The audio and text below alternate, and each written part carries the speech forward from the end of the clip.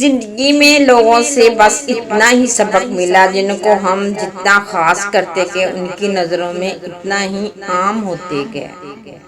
زندگی کا سب سے اداس لمحہ وہ ہوتا ہے جب کسی ایسے شخص کو اللہ حافظ کہنا پڑے جس کے ساتھ آپ زندگی گزارنا چاہتے ہیں۔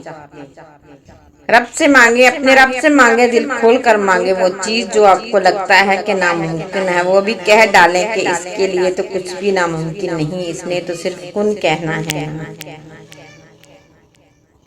کبھی کبھار کچھ لوگوں کے ساتھ بحث کرنے سے بہتر ہے وہ جو آپ کو جیسا سمجھ رہے ہیں انہیں ویسا ہی سمجھنے دیں اور پھر وقت کا انتظار کریں، کیونکہ ایسے لوگوں کے لیے وقت کے پاس بہت بہترین جواب ہوتا ہے۔ کانوں کے کچے لوگوں کو ہمیشہ اپنے کردار اخلاق سے جواب دینا چاہیے اور ایسے لوگوں کے سامنے اپنی صفائیاں پیش کرنے کا کوئی فائدہ نہیں۔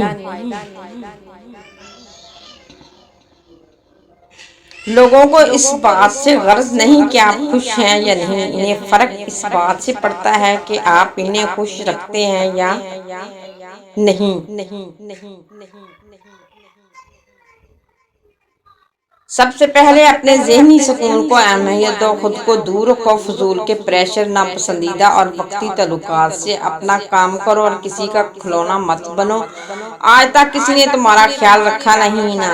جب تم خود ہی اپنی ذات کو اہمیت نہیں دو گے تو کسی اور کو کیا ضرورت پڑی ہے تمہارا خیال رکھے؟ اپنے وجود کی خود قدر کرو۔ کوئی پلٹ آئے تو اس کا ہاتھ تھام لینا چاہیے، اس کی امید نہیں توڑنی چاہیے۔ کسی کی امید قائم رکھنا اللہ کی صفت ہے، اللہ بھی تو یہی کرتا ہے۔ حضرت علی رضی اللہ تعالیٰ عنہ، اچھے لوگوں کا تمہاری زندگی میں آنا تمہاری قسمت ہے، انہیں سنبھال کر رکھنا تمہارا ہنر ہے۔ طوفان میں کشتیاں اور گھمنڈ میں ہستیاں ہمیشہ ڈوب جایا کرتی ہیں۔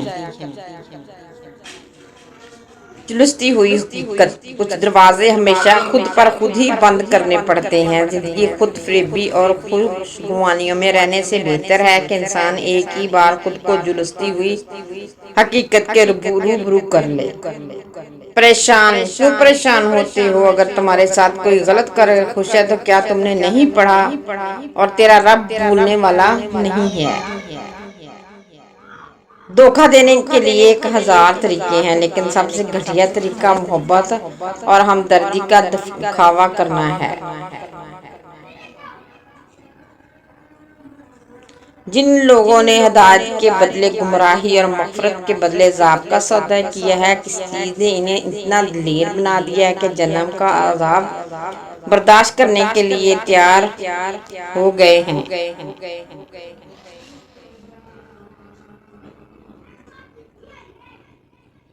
انسان کی اتنی اوقات نہیں کہ وہ اللہ کا قرب حاصل کرے۔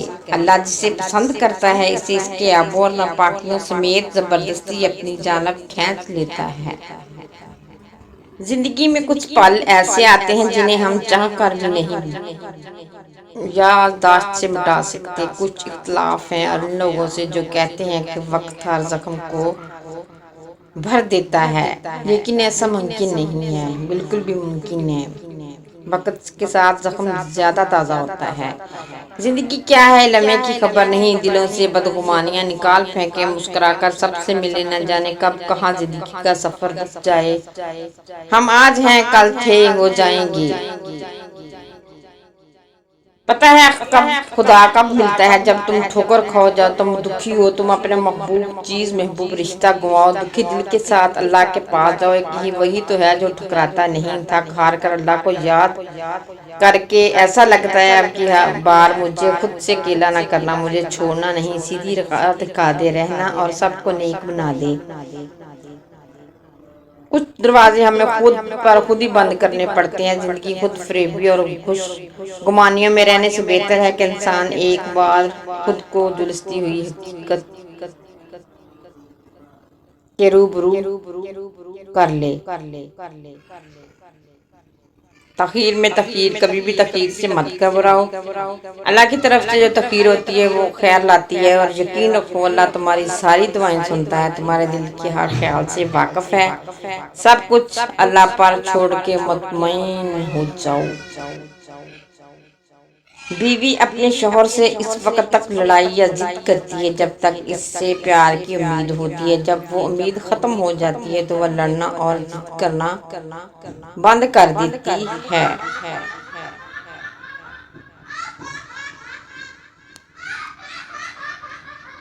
لوگوں کو دعا کے لیے کہنے سے بہتر ہے کہ ایسے عمل کرو کہ لوگوں کے دل سے آپ کے لیے دعا نکلے۔ حضرت علی رضی اللہ تعالیٰ عنہ۔ اگر اللہ نے وہ لے لیا جسے کھونے کا تم تصور نہیں کر سکتے تھے تو یقیناً وہ کچھ ایسا بھی دے گا جسے پانے کا تم نے سوچا بھی نہ تھا۔ نماز کی تو وہ شان ہے جو روک دیتی ہے طواف کعبہ کو۔ تو تیرے کاروبار کی کیا اوقات ہے جس کے لیے تو چھوڑ دیتا ہے نماز کو۔